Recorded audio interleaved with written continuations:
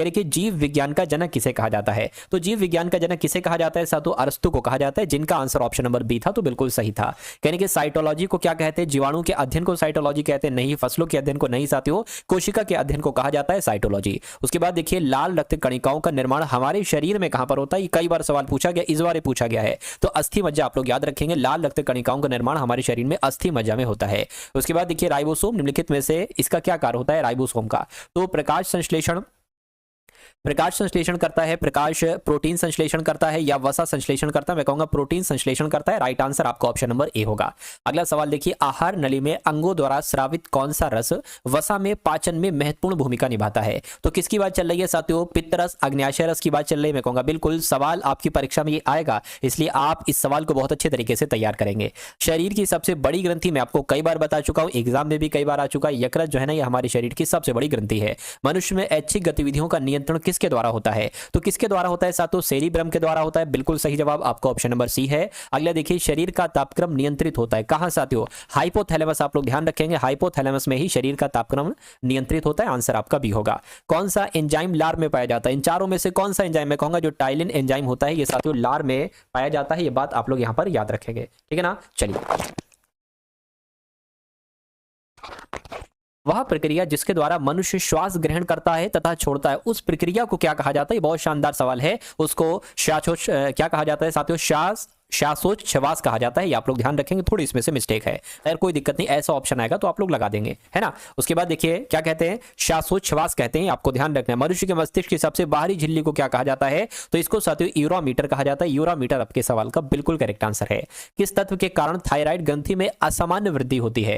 तो मैं कहूंगा साथियों थायराइड ग्रंथि में अगर वृद्धि हो रही है तो ये आयोडीन के कारण हो रही है। आंसर आपका जो जाएगा ऑप्शन नंबर ए के साथ जाएगा, आयोडीन की कमी के कारण हो रही है। निम्नलिखित में से कौन टमाटर के लाल रंग के लिए उत्तरदायी है? तो साथियों लाइकोपिन है, यानी कि लाइकोपिन आपके सवाल का जो होगा वो बिल्कुल करेक्ट आंसर हो जाएगा। उसके बाद देखिए अगला सवाल, कह रहे कि हार्मोन शब्द का नामकरण साथियों किसके द्वारा किया गया था? मुझे बताइए। तो अगर बात करें साथियों हार्मोन शब्द की, जब साथियों हम लोग बात करते हैं तो आप लोग ध्यान रखेंगे बेलिस एवं स्टार्लिंग का नाम आता है, क्योंकि हार्मोन शब्द का नामकरण जो किया था वो बेलिस और स्टार्लिंग के द्वारा ही किया गया था। चलिए साथियों, उसके बाद देखिए अगला सवाल, गुर्दे की कार्यात्मक इकाई साथियों कौन सी है? तो गुर्दे की कार्यात्मक इकाई कौन सी है? मैं कहूंगा नेफ्रॉन है। नेफ्रॉन आपके सवाल का बिल्कुल सही जवाब है। उसके बाद देखिए दुनिया का सबसे बड़ा पुष्प कौन सा है? तो दुनिया का सबसे बड़ा पुष्प की अगर बात करें, कमल, सूरजमुखी, नहीं साथियों रफ्लेशिया है। तो रफ्लेशिया आपके सवाल का राइट आंसर होगा। मानव शरीर का सबसे कठोर भाग कौन सा होता है? हड्डी, खोपड़ी, इनेमल। मैं कहूंगा इनेमल जो होता है ये मानव शरीर का सबसे कठोर भाग होता है। मानव शरीर में एड्रिनल ग्रंथि कहां स्थित होती है? तो एड्रिनल ग्रंथि की अगर बात करें ना साथियों, पता कहां पर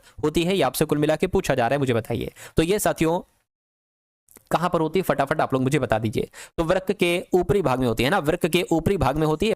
निम्नलिखित में से कौन सा पदार्थ आरएनए तथा डीएनए दोनों में पाया जाता है? तो किसकी बात चल रही है? एडेनिन की बात चल रही है। एडेनिन की अगर बात करें तो ये आरएनए में भी पाया जाता है और डीएनए में भी पाया जाता है। उसके बाद देखिए आयोडीन की कमी से मनुष्य में होने वाला रोग कौन सा है? तो कौन सा रोग हो जाता है? मैं कहूंगा क्रिटिनिज्म हो जाता है साथियों आयोडीन की कमी से। आंसर आपका भी होगा। उसके बाद देखिए कह रहे कि द्रनाम पद्धति के प्रतिपादक कौन थे? तो यहाँ आप लोग ध्यान रखना है, डार्विन, थियोफ्रास्टस, नहीं साथियों लिनियस आप लोग ध्यान रखेंगे। द्रनाम पद्धति के प्रतिपादक साथियों लिनियस साहब थे। उसके बाद देखिए किस फाइलम की जंतुओं में ऊतक नहीं पाए जाते हैं? तो किसकी बात चल रही है साथियों? मोलस्का की बात नहीं चल रही है, पेरिफेरा की बात चल रही है। पेरिफेरा की अगर बात करें तो कहने कि किस फाइलम की जंतुओं में? मैं कहूंगा पेरिफेरा फाइलम की जंतुओं में ऊतक नहीं पाए जाते हैं। नेक्स्ट नंबर का सवाल है, अमीबा जनन करता है। तो अमीबा जनन करता है किसके द्वारा?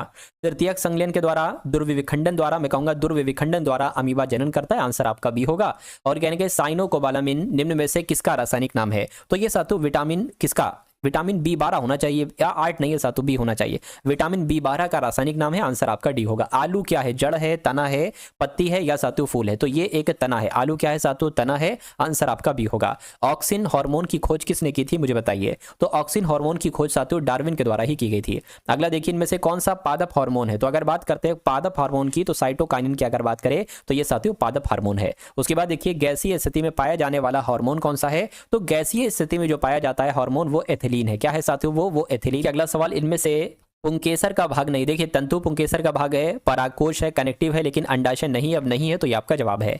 अगला देखिए कौन सा मैक्रो न्यूट्रिएंट एलिमेंट नहीं है, तो किसकी बात चल रही है साथों? मैं कहूँगा कार्बन नहीं है, बाकी सारे हैं, तो बाकी सारे हैं, इसलिए आंसर आपका ए होगा।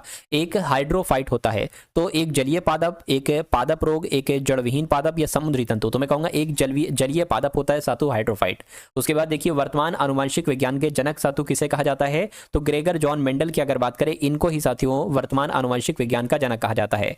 मनुष्य के लिंग निर्धारण होता है, तो लिंग गुणसूत्र जो पिता से स्थानांतरण होते हैं उनके, है ना, बिल्कुल साथों ये आपका सही जवाब हो जाए, यानी कि लिंग गुणसूत्र जो पिता से स्थानांतरित होते हैं उनसे मैं कहूंगा बिल्कुल पहला पड़ा और पहला आपका जवाब हो गया। अगला देखिए गुणसूत्र का कौन सा युग में बच्चों के लिंग निर्धारण में सक्षम होता है? तो साथों XY आपका जवाब हो जाएगा। परीक्षा में सवाल आए तो घबराना नहीं, आपको लगा देना है आंसर। किस हार्मोन को प्रेगनेंसी हार्मोन कहा जाता है? मैं कहूंगा साथों मेलेटोनिन की अगर बात करें, इस हार्मोन को प्रेगनेंसी हार्मोन कहा जाता है। अगला देखिए प्रमुख मानव नरे लिंग हार्मोन है, तो किसकी बात चल रही है साथियों? टेस्टोस्टेरोन की बात चल रही है। टेस्टोस्टेरोन आपके सवाल का बिल्कुल सही जवाब है। मानव शरीर में ऑक्सीजन का परिवहन किसके माध्यम से किया जाता है? तो किसके माध्यम से किया जाता है? मैं कहूंगा हीमोग्लोबिन के माध्यम से किया जाता है। आंसर आपका ए होगा। अगला देखिए अर्धसूत्री विभाजन किस प्रकार की कोशिकाओं में होता है? तो अर्धसूत्री विभाजन की अगर बात करें, ये जनन प्रकार की कोशिकाओं में होता है। राइट आंसर आपका सी होगा। जैव कोशिका का कौन सा भाग पावर हाउस कहलाया जाता है? यानी कि पावर हाउस किसे कहा जाता है? तो मैं कहूंगा माइटोकॉन्ड्रिया को ही साथियों पावर हाउस कहा जाता है, ये आपको ध्यान रखना है।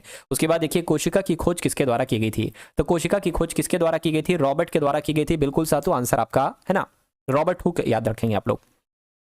उसके बाद देखिए कह रहे हैं कि लिगामेंट एक रचना है जो जोड़ती है, यानी कि किसको किससे जोड़ती है साथियों? अस्थियों को अस्थियों से जोड़ती है। मैं कहूंगा बिल्कुल सही जवाब आपका जो जाएगा वो ऑप्शन नंबर बी होगा।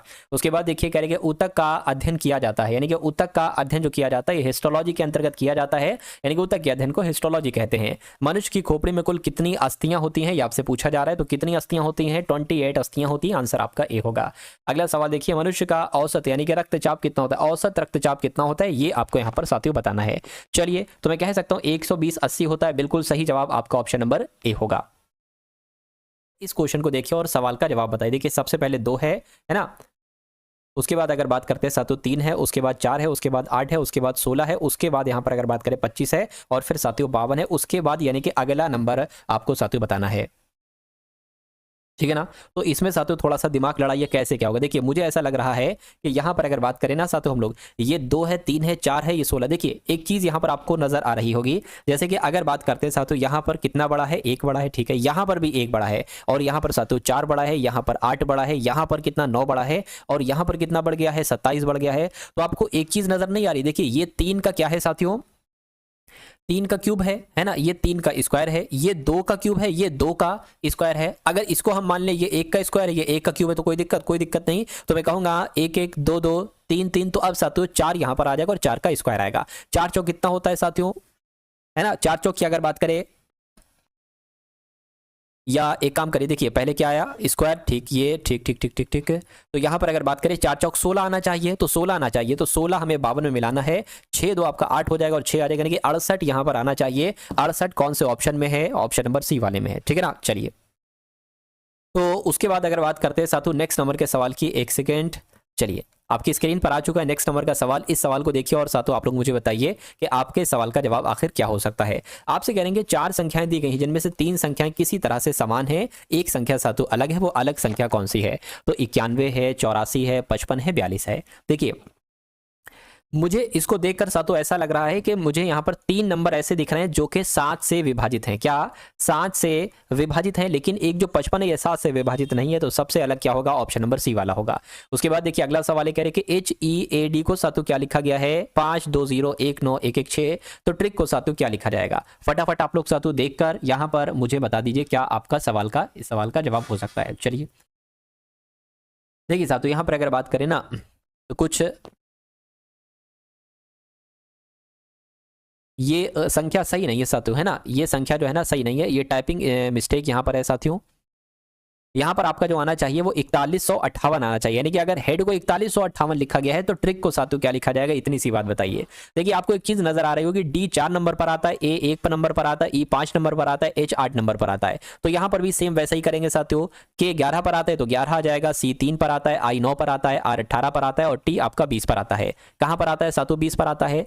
चलिए तो देख लीजिए साथियों, 11 3 9 18 और 20 कहां पर लिखा हुआ है, कौन सा ऑप्शन में लिखा हुआ है, तो 11 39 18 20 आपका ऑप्शन नंबर सी में लिखा हुआ है। तो जिनका आंसर यहाँ पर ऑप्शन नंबर सी के साथ है तो मैं कहूंगा आंसर आपका बिल्कुल करेक्ट हो जाएगा भाई, बहुत बढ़िया, वेरी गुड क्लास। चलिए साथियों उसके बाद देखते हैं हम लोग नेक्स्ट नंबर का सवाल है। आपसे कहा जा रहा है कि कुछ फूल सफेद हैं, तो जैसा जैसा कह रहे हैं वैसा वैसा सातु करते जाइए। कुछ फूल सफेद हैं तो मान लेते हैं सातु ये क्या हो गए, ये फूल हो गए, और कुछ फूल सफेद हैं यानी कि इतने फूल क्या हो गए सातु, इतने फूल अगर बात करते हैं तो इतने फूल सफेद हो गए। और कुछ सफेद वस्तु हैं, मान लेते हैं सातु इतनी सफेद क्या हो जाएंगी, इतनी सफेद वस्तु हो जाएंगी, है ना, इतनी सफेद वस्तु, अच्छा इतनी सफेद वस्तु गोलाकार हैं, इतनी सफेद वस्तु जो है ना वो गोलाकार है, ये कहने का मतलब है। अब निष्कर्ष पढ़िए और निष्कर्ष देखकर साथू मुझे बताइए कौन सा निष्कर्ष सही है और कौन सा निष्कर्ष आपका गलत है। चलिए तो कहने के कुछ फूल गोलाकार, देखिए फूल आपके ये हैं, गोलाकार आपके ये, तो कैसे कुछ फूल गोलाकार हो सकते हैं, बिल्कुल गलत। हर गोलाकार वस्तु या तो सफेद है ना, या एक फूल है, फूल भी नहीं है, और हर गोलाकार वस्तु सफेद भी नहीं, तो ये भी आपका गलत हो जाएगा। मैं कहूंगा ऐसा ऑप्शन ढूंढिए जहां पर लिखा हो ना तो निष्कर्ष 1 और ना ही निष्कर्ष 2 अनुसरण करता है, ऐसा आपका ऑप्शन नंबर सी में लिखा हुआ है। चलिए अगला सवाल आपकी स्क्रीन पर है, कह रहे कि 4 शब्द दिए गए हैं जिनमें से 3 किसी तरह से समान है और जबकि एक अलग है, इस अलग वाले का आपको साथू चयन करना है। भय, आक्रोश, शांत या आनंद। देखिए भय, आक्रोश, आनंद अगर बात करें ये मनुष्य में साथू होते हैं क्या, एक तरीके से कहीं ना कहीं मनुष्य की एक तरीके से अंदर की चीज है कि अगर वो गुस्से में है ना तो आक्रोश, मजे में आनंद, है ना, डरा हुआ है भय, लेकिन शांत एक अलग चीज है साथू। इसमें से अगर सबसे हम अलग देखें तो वो अलग शांत आपका आएगा, इसलिए आंसर आपका ऑप्शन नंबर सी होगा। उसके बाद देखिए अगला सवाल आपकी स्क्रीन पर है, कह रहे कि निम्न 4 समूह में से कौन सा इस समूह का हिस्सा नहीं है। इसमें से भी वही चीज आपको बताना है, सबसे अलग कौन सा है। देखिए जब मैंने सबसे पहले BYWD को देखा तो मुझे ऐसा लगा कि B का अपोजिट Y होता है और W का अपोजिट D होता है, बिल्कुल सही, कोई दिक्कत नहीं। F का अपोजिट U होता है, S का अपोजिट H नहीं होता है साथ, तो S का अपोजिट H होता है ना। D का अपोजिट W होता है, T का अपोजिट T होता है, C का अपोजिट X होता है, W का अपोजिट D होता है, यानी कि सबसे अलग जो मुझे लगा वो ऑप्शन नंबर B वाला लगा। तो ऑप्शन नंबर B आपके सवाल का जो होगा वो बिल्कुल सही और सटीक जवाब हो जाएगा, ठीक है ना। चलिए उसके बाद देखिए अगला सवाल आपकी स्क्रीन पर है, कहने के यहाँ पर अगर बात करें आपसे कहा जा रहा है कि BDFH को AFCL कैसे लिखा गया है, वैसे ही साथू लिखा जाएगा FHJL को क्या लिखा जाएगा, ये आपसे यहाँ पर कुल मिला के पूछा जा रहा है, मुझे बताइए। देखिए अगर हम B से A पर जाएं तो यहाँ पर 1 घटाया गया है, D से F पर जाएं तो यहाँ पर साथू 2 बढ़ाया गया है, 2 बढ़ा दिया गया है, और F से C पर जाएं तो साथू F 6 पर होता है, क्या है ना। अगर बात करते हैं साथों F जो है ये 6 पर होता है, ये तो 3 घटा दिया गया, यहाँ पर 3 घटा दिया, H से L यानी कि यहाँ पर 4 बढ़ाया गया, तो है ना। तो जैसा यहाँ पर है साथियों वैसा ही साथियों है। चलिए कोई दिक्कत नहीं। अच्छा यहाँ पर आपने जो चीज लगाई है ना वही चीज साथियों आपको आगे लगाना होगी, चलिए कोई दिक्कत नहीं है। तो अब अगर बात करें जैसे कि इसमें 1 घटाया गया था तो सातों इसमें आपको 1 घटाना है, एक F में 1 घटाओगे सातों क्या आ जाएगा, E आ जाएगा, क्या आ जाएगा, E आ जाएगा, कोई दिक्कत नहीं। अब इसमें आपको 2 बढ़ाना है तो क्या आ जाएगा, J आ जाएगा। इसमें आपको 3 घटाना है तो क्या आना चाहिए, मैं कहूंगा सातों G आना चाहिए। इसमें आपको 4 बढ़ाना है तो क्या आपको सातों करना चाहिए, यहाँ पर अगर बात करें 4 बढ़ाना है, L बराबर होता है सातों P आ जाएगा, यानी कि EJGP कहाँ पर लिखा हुआ है, मैं कहूंगा ऐसा ऑप्शन नंबर C में लिखा हुआ है, तो C आपका जवाब हो जाएगा। उसके बाद देखिए अगला सवाल, उस विकल्प का चयन करिए जो सही रूप में रिक्त स्थान को भरे, यानी कि अगर बात करते साथ तो आपसे पूछा जा रहा है कि यहाँ पर कौन सा नंबर आएगा। देखिए सबसे पहले 2 है, उसके बाद 5 है, उसके बाद 7 है और उसके बाद 12 है, उसके बाद कौन सा नंबर आएगा ये आपको बताना है, और उसके बाद 31 आना चाहिए और फिर साथियों 50 आना चाहिए, यानी कि यहाँ पर ये चीजें साथियों हैं। चलिए तो इसको साथियों आप करके देखिए और बताइए कि आपका जवाब क्या होगा। देखिए 2 5 7 12, इससे आपको कुछ आइडिया नहीं लग रहा है। देखिए अगर हम इन दोनों नंबर को आपस में जोड़ दें तो ये नंबर मिल जाएगा। अगर हम साथियों एक काम करके देखिए, अगर इन दोनों नंबर को जोड़िए और यहां पर हमें एक नंबर लाना है तो 12 7 कितना होता है, 19 होता है। अब एक काम करिए, क्रॉस चेक करिए, इन दोनों नंबर को अगर जोड़कर ये नंबर आ गया यानी कि 31 आ गया तो ये आंसर हमारा सही हो जाएगा।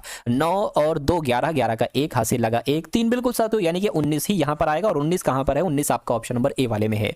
उसके बाद देखिए अगले नंबर का साथियों सवाल है, आपसे कहा जा रहा है कि यातना का संबंध क्रूरता से है तो क्षमाशीलता का संबंध साथियों किससे होगा, फटाफट आप लोग बता दीजिए। चलिए तो जैसे साथियों यातना का संबंध क्रूरता से है, वैसे क्षमाशीलता का संबंध साथियों उदारता से होगा। तो उदारता आपके सवाल का बिल्कुल करेक्ट आंसर है। अगला सवाल आपके स्क्रीन पर है, आपसे कहा जा रहा है कि PMTZ, उसके बाद आया है RKVX, और उसके बाद आया है TIXV, और उसके बाद आया है VGZT। तो उसके बाद साथियों कौन से 4 लेटर यहां पर आएंगे, बस इतनी सी बात आपको बताना है। चलिए तो अगर बात करते हैं साथियों, यहां पर देखिए ये आपका P है, P से R हुआ है, R से T हुआ है, T से V हुआ है। तो मैं कहूंगा V से क्या हो जाएगा साथियों, V से आपका X हो जाएगा, यानी कि यहां पर X आ जाएगा, यानी कि 2-2 नंबर की बढ़ोतरी हो रही है।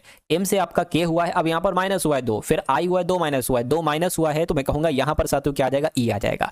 तो X और E कहां पर लिखा हुआ है, X और E यहां पर लिखा हुआ है और यहां पर लिखा हुआ है। अब साथियों इसको देखिए, T से V हुआ है यानी कि 2 बड़ा है, फिर X हुआ है 2 बड़ा है, फिर Z आ गया साथियों 2 बड़ा है। अब यहां पर साथियों क्या आ गया, मैं कहूंगा B आ जाएगा, और B कहां पर लिखा हुआ है, XEB, आपका ऑप्शन नंबर ए में लिखा हुआ। बस इतना चेक करके साथियों आपको आगे बढ़ जाना होगा। उसके बाद देखिए आपसे कहा जा रहा है कि यहां पर क्या आएगा, यानी कि 1 है, उसके बाद 3 है, उसके बाद 8 है, और फिर साथियों 19 है, और फिर साथियों 42 है। तो अगला नंबर यहां पर क्या हो सकता है, इतनी सी बात आपको बताना है। चलिए देखिए 1 से 3 हुआ है, तो मैं कहूंगा कि 2 बढ़ा दिया गया, यहां पर साथियों 5 बढ़ा दिया गया, यहां पर कितना बढ़ा दिया गया, यहां पर भैया कितना बढ़ा दिया गया, मैं कहूंगा 11 बढ़ा दिया गया है ना। और यहां पर फिर देखिए कुछ बन नहीं पा रहा है साथियों मसला, तो मैं कहूंगा हो सकता है ये लॉजिक शायद ना लगे, और बिल्कुल नहीं लगेगा ये लॉजिक। उसके बाद देख लेते हैं साथियों, नेक्स्ट चीज हम लोग देख लेते हैं। देखिए अगर एक काम साथियों यहां पर कर सकते हैं, जैसे कि अगर हम 1 की गुणा 2 से कर दे और 1 प्लस कर दे तो 3 हमें मिल जाएगा। उसी प्रकार 3 की गुणा अगर 2 से कर दे और 2 जोड़ दें तो 8 मिल जाएगा। और उसी प्रकार 8 की गुणा अगर 2 से कर दे, 8 दूना 16, और 3 जोड़ दें, देखिए 1 जोड़ा, 2 जोड़ा, 3 जोड़ा, मैं कहूंगा अब साथियों 2 से गुणा तो होगी लेकिन 4 जुड़ेगा, तो 19 दूना साथियों कितने हो जाएंगे, 38, 38 और 4 कितने होते हैं, 42, यानी कि गुणा 2 से होगी। अब जुड़ेगा साथियों आपका 1 2 3 4 5, 5 जोड़ दिया जाएगा, तो 42 दूना साथियों कितना हो जाएगा, 82, और इसमें अगर 5 जोड़ोगे तो कितना हो जाएगा, 89 हो जाएगा। 89 कहां पर है, 89 आपका ऑप्शन नंबर बी वाले में है। चलिए फिर से साथियों एक नंबर सीरीज वाला सवाल आपकी स्क्रीन पर आ चुका है। ये सवाल साथियों हो चुका है, ठीक है ना। अब नेक्स्ट नंबर का सवाल अब हम लोग देखेंगे। नंबर सीरीज वाले सवाल आपके लिए साथियों इंपॉर्टेंट हैं। तो यहाँ पर कहा जा रहा है कि सबसे पहले 6 है, उसके बाद 9 है, उसके बाद 18 और फिर 27 है। तो अगला नंबर क्या आ सकता है, और उसके बाद साथियों 81 ही आना चाहिए, ध्यान रखिएगा। तो मैं कह सकता हूँ देखिए 6 से 9 हुआ है, तो यहाँ पर कितना बड़ा है, एक बार थोड़ा सा ध्यान करके मुझे बताइए। 3 बड़ा है, यहां पर एकदम से 9 बढ़ गया, यहां पर से साथियों फिर 9 बढ़ गया, ये क्या चल रहा है, ये मुझे नहीं लग रहा है कि ऐसा कुछ होगा, है ना। या फिर 3 9 कुछ 12 12 ऐसे करके आना चाहिए। तो इसमें कुछ और लॉजिक की अगर बात करें तो क्या लग सकता है साथियों, देखो थोड़ा देखकर मुझे आप लोग बताइए। देखिए अगर हम बात करें ये 3 गुना है और ये भी 3 गुना है, यानी कि 6 का 3 गुना 18 है, 9 का 3 गुना 27 है। तो यहां पर क्या नंबर आएगा साथियों, ये आपसे कुल मिला के पूछा जा रहा है। मैं कहूंगा इसका जरा 3 गुना करके देखिए, 18 3 कितने होते हैं, 54 होते हैं। समझ में आ गया साथियों, है ना। अगर इसका 3 गुना 81 हुआ तो बिल्कुल सही है साथियों। तो 3 सत्ते कितना हो जाएगा, 21 हो जाएगा, 3 गुना 6 7 8, बिल्कुल 81, यानी कि 54 ही यहाँ पर आएगा, और 54 हमारा ऑप्शन नंबर डी वाले में है। उसके बाद देखिए अगले नंबर का साथियों सवाल आपकी स्क्रीन पर है। आपसे कहा जा रहा है कि 6 दोस्त हैं ABCDEF, एक गोल मेज की चारों ओर केंद्र की तरफ मुखातिब होकर बैठे, यानी कि केंद्र की तरफ मुंह करके बैठे हुए हैं, है ना। उसके बाद अगर बात करते हैं साथियों C A और B के बीच में स्थित है, मतलब बीच में बैठा है, ठीक है कोई बात नहीं। तो जैसे जैसे सातों यहाँ पर कहा जा रहा है वैसे वैसे सातों इन चीजों को हम फिल कर लेते हैं। यानी कि सबसे पहले अगर बात करें तो क्या कहा गया है, कहा गया है साथियों सी ए और बी के बीच में बैठा है, जो डी के एकदम बाईं ओर बैठा है। अगर सी ई से मुखातिब है, देखिए यहाँ पर कितने लोग हैं, 6 लोग हैं, तो 1 2 3 4 5 और 1 6। यहां पर कहा गया है कि सी ई से मुखातिब है, यानी कि इसका मतलब यह हुआ कि सी ई के सामने बैठा है। तो अगर मान लीजिए सी यहां पर बैठा है तो ई कहां पर बैठा होगा, यहां पर बैठा होगा, क्योंकि आमने सामने सी और ई हैं, मुखातिब है ना, आमने सामने हैं। चलिए अब देखिए आप वो लाइन चूज कीजिए जहां पर सी या ई में से कुछ एक लिखा हो। यहां पर सी लिखा हुआ है, कह रहे कि सी जो है ना ये ए और बी के बीच में बैठा है, यानी कि सी जो होगा ये ए और बी के बीच में बैठा होगा, तो ए और बी के बीच में बैठा होगा, ठीक है। यानी कि जो डी के एकदम बाईं ओर बैठा है, जो का मतलब होता है इस वाले के लिए, है ना, इसके लिए, यानी कि डी के एकदम बाएं कौन बैठा है, बी बैठा है। तो डी के एकदम बाएं कौन बैठा है, बी, यानी कि डी यहां पर बनेगा तभी तो डी के एकदम बाएं सातों बी बैठ पाएगा, यहां पर बैठा हुआ है। अब एक बचा है, एफ बचा है, तो वो सातों यहां पर आ जाएगा। अब आपसे सवाल पूछा जा रहा है एफ के सामने कौन है, मैं कहूंगा एफ के सामने तो सातों बी है, तो बी आपके सवाल का बिल्कुल सही जवाब हो जाएगा। उसके बाद देखिए अगले नंबर का सवाल है, ये लीजिए साथियों मैथ्स के क्वेश्चन आपके सामने अब यहां से गुजरेंगे, और इन लगभग 5 सवाल साथियों मैंने लिए हैं जो आपके लिए सबसे इंपॉर्टेंट सबसे खास है। तो इन 5 सवालों को देखिए और अपने एग्जाम को साथियों क्रैक कर डालिए। चलिए तो आपसे कहा जा रहा है कि 60 लीटर के मिश्रण में दूध और पानी 2:1 के अनुपात में है, तो 4:3 का अनुपात करने के लिए मिलाए जाने वाले पानी की मात्रा कितनी होगी। देखिए अगर हमें टोटल कोई चीज़ पता है कि भाई ये 60 लीटर है या 100 लीटर है या 200 लीटर है और उसका अनुपात दे रखा हो कि भाई इसमें दूध और पानी है और दूध का अनुपात ये है, पानी का अनुपात इतना है, तो हम इसमें पता लगा सकते हैं कि 60 लीटर में टोटल दूध कितने लीटर है और पानी कितने लीटर। कैसे निकालोगे? ऐसे निकालोगे, 60 लीटर टोटल है, अगर दूध का अनुपात कितना है 2 है तो यहाँ पर 2 लिख देना और नीचे इन दोनों का योग लिख देना, 2 और 1 3। ये क्या हो जाएगा? ये आपका दूध निकल कर आएगा। ठीक है, इसी प्रकार पानी देखोगे, पानी का अनुपात कितना है? पानी का अनुपात 1 है तो यहाँ पर 1 आएगा, नीचे तो टोटल आएगा, ये आपका पानी का अनुपात निकल कर आएगा। इतनी बात साथ तो क्लियर है। चलिए उसके बाद अगर बात करते हैं, इसको अगर कट करो तो 3 दूना 6 20 आ जाएगा, 3 दूना 6, सॉरी यहाँ पर क्या आएगा, हाँ ये सेम आएगा, कोई दिक्कत नहीं। अब देखिए 20 एकम 20 यानी कि पानी कितना लीटर निकला? 20 लीटर निकला, और 20 दूना 40, दूध कितना निकला साथियों? 40 लीटर दूध निकला। तभी तो 40 लीटर दूध 20 लीटर पानी 60 लीटर टोटल हो पाएगा। देखिए 60 लीटर ये लिखा हुआ है, इतनी बात समझ में आ गई। अब यहाँ पर एक बात आपसे साथियों जो कही जा रही थी, वो क्या कही जा रही थी? कह रहे थे 4:3 का अनुपात करने के लिए, यानी कि दूध और पानी को 4:3 का अनुपात करने के लिए मिलाए जाने वाली पानी की मात्रा कितनी होगी? तो दूध इतना है, पानी कितना है? 20 लीटर है, पानी में कितनी मात्रा मिलाई जाए? तो मैं कहूँगा x अगर मात्रा पानी की मिला दी जाए, x मिला दी जाए पानी में, तो इसका अनुपात कितना हो जाएगा? 4:3 हो जाएगा। ये यहाँ पर कहा गया है, इसको कैलकुलेट करके x का मान आपको निकालना है। चलिए कोई दिक्कत नहीं, इतनी बात साथ समझ में अगर आपको आ गई है तो 40 तियाँ क्रॉस मल्टीप्लाई करिए, बराबर लिखा हुआ है 40 तियाँ 120 आपका हो गया, बराबर 20 चौक आपका 80 हो गया, प्लस आपका 4x यहाँ पर आ जाएगा। अब देखिए 120 में 80 इधर आ जाएगा ना, तो 120 में से 80 जाएगा, 40 बचेगा, ये 4x हो जाएगा। x बराबर कितना आ जाएगा साथियों? 40/4 आ जाएगा, और x बराबर फाइनली 10 आ जाएगा। यानी कि मैं कह सकता हूँ कि अगर 60 लीटर के मिक्सचर में दूध और पानी का अनुपात 2:1 के अनुपात में है, तो 4:3 का अनुपात करने के लिए मिलाए जाने वाले पानी की मात्रा साथियों 10 लीटर होगी। तो 10 लीटर आपका जवाब हो जाएगा। और 10 लीटर कौन से ऑप्शन में है? मैं कहूँगा ऑप्शन नंबर बी वाले में है। उसके बाद देखिए अगला सवाल आपकी स्क्रीन पर है।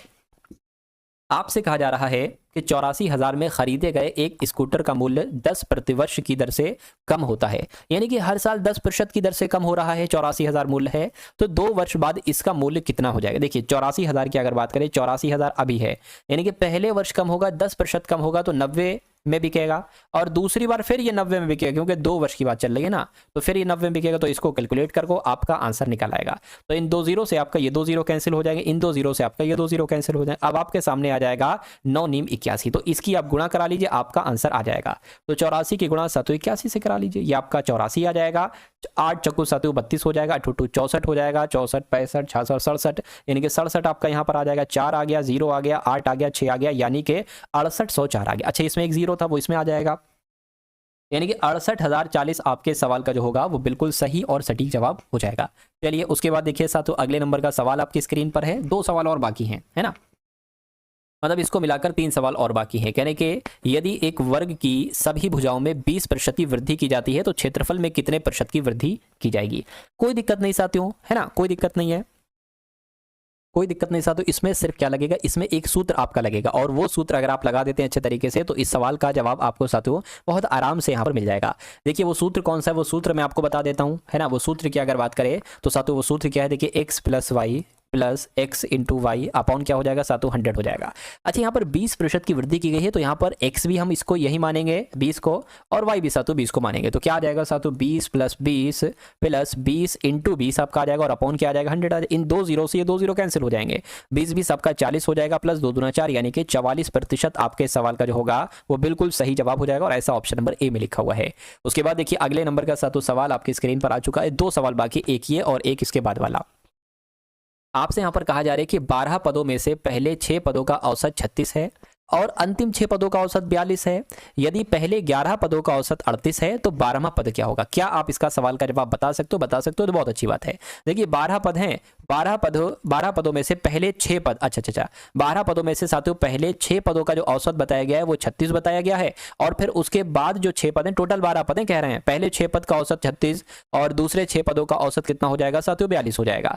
तो कह रहे हैं कि पहले 11 पदों का औसत इतना है ना, तो 12वां पद क्या होगा? कोई दिक्कत नहीं है, पहले 11 पदों का औसत कितना है साथियों, 38 है। तो आप यहाँ पर एक काम ये कर सकते हैं, वो काम क्या है, अगर मैं कहूँ 6 पदों का कुल मिला के योगफल कितना होगा, 6 पदों का कुल मिला के साथियों योगफल कितना होगा, तो 6 छंग आपका 36 हो जाएगा, 6 तियां 18 हो जाएगा, यानी कि 21 आपका आ जाएगा। यानी 6 पदों का कुल मिला के योगफल 216 बेटा। अब अंतिम 6 पदों का कुल मिला के योगफल कितना होगा, 6 दूना आपका 12 हो जाएगा, 6 चौक 24 और 1 आपका 25, यानी कि अगले 6 पदों का योगफल जो होगा वो 252 हो जाएगा। अब इन 6 यानी कि 12 पदों में से जो शुरू के 11 पद हैं उनका औसत देखिए, उनका कुल योग कितना होगा, 38 की गुणा 11 से करनी है, तो 38 ऐसे साथ आप लिख सकते हो, 418 हो जाएगा। तो मैं कहूंगा इनको जरा जोड़िए, यानी कि 216 को और 252 को। तो अगर जोड़ते हैं साथियों 216 प्लस 252 को अगर हम जोड़ते हैं तो 8 6 4, यानी कि अगर मैं कहूं 12 पदों का कुल मिला के योगफल 468 है और 11 पदों का कुल मिला के योगफल 418 है। इसमें कहने के 12वां पद क्या होगा, तो इसको इसमें से डिफरेंस कर दीजिए, घटा दीजिए, आपको पता चल जाएगा 12वां पद साथियों क्या हो जाएगा, यानी कि 50 आया है तो 12वां पद आपका 50 हो जाएगा। 50 आपके सवाल का बिल्कुल सही और सटीक जवाब हो जाएगा। भाई बहुत बढ़िया, वेरी गुड क्लास। अगला सवाल, आज की इस वीडियो का अंतिम सवाल आपकी स्क्रीन पर आ चुका है। चलिए, तो आपसे कहा जा रहा है कि एक घनाकार टंकी में 48,000 लीटर पानी है। यदि टंकी की लंबाई 6 मीटर और चौड़ाई 4 मीटर है तो टंकी में पानी की गहराई साथियों ज्ञात कीजिए, आपसे पूछा जा रहा है। देखिए टंकी की अगर बात करें, टंकी का आयतन हमें यहाँ पर ज्ञात करना है। क्या टंकी का आयतन की अगर बात करें साथियों, टंकी के आयतन बराबर क्या होता है, टंकी का आयतन बराबर साथियों वही तो होता है लंबाई चौड़ाई और ऊंचाई, लंबाई चौड़ाई गुणा ऊंचाई, यही तो होता है साथियों टंकी का आयतन। चलिए कोई दिक्कत नहीं है। अच्छा, टंकी का आयतन की अगर बात करें यहाँ पर लगभग 48,000 है। चलिए तो 48,000 तो साथियों आपका यहाँ पर आ जाएगा, 48,000 बराबर लंबाई चौड़ाई और ऊंचाई। यहाँ पर अगर बात करें आपको लंबाई दे रखी है, चौड़ाई दे रखी है, ऊंचाई निकालना है, बहुत कोई दिक्कत नहीं है, सिंपल सी बात। अच्छा, एक चीज यहाँ पर आप लोग ध्यान रखेंगे, वो मैं आपको यहाँ पर बता देता हूँ। देखिए जैसे कि अगर हम बात करते हैं साथियों, ये 48,000 लीटर है। क्या है, 48,000 लीटर है। अगर यहाँ पर अगर बात करें तो 1,000 लीटर की अगर बात करें तो ये कितना होता है, 1 मीटर क्यूब होता है, 1 मीटर क्यूब होता है ना। तो 48,000 लीटर की अगर बात करते हैं तो कितना हो जाएगा साथियों, 1/1000 हो जाएगा। 1/1000 की गुणा आपको कराना होगी, यानी कि इससे आपको 1/1000 की गुणा भी यहाँ पर कराना होगी। अब लंबाई चौड़ाई लिखिए, 6 गुणा 4 गुणा ऊंचाई आपको ज्ञात करना है ना। चलिए तो इन 3 जीरो से साथियों आपका क्या, ये 3 जीरो कैंसिल हो जाएंगे। अब इसको देखिए 48 आ गया है ना, और बटे कितना आ जाएगा, 6 और 4 आ जाएगा, और ये क्या आ जाएगा, ये आपका ऊंचाई आ जाएगा। देखिए 4 से कट करेंगे तो 12 आएगा, 6 से कट करेंगे तो 2 आ जाएगा, यानी कि ऊंचाई कितनी निकल कर आई साथियों, 2 मीटर की ऊंचाई निकल कर आई, और 2 मीटर की ऊंचाई आपकी ऑप्शन नंबर। तो दोस्तों ये वीडियो आप लोगों को कैसी लगी कमेंट बॉक्स में जरूर बताएं। वीडियो अच्छी लगे तो वीडियो को लाइक करें और चैनल पर नए हैं तो चैनल को सब्सक्राइब करें।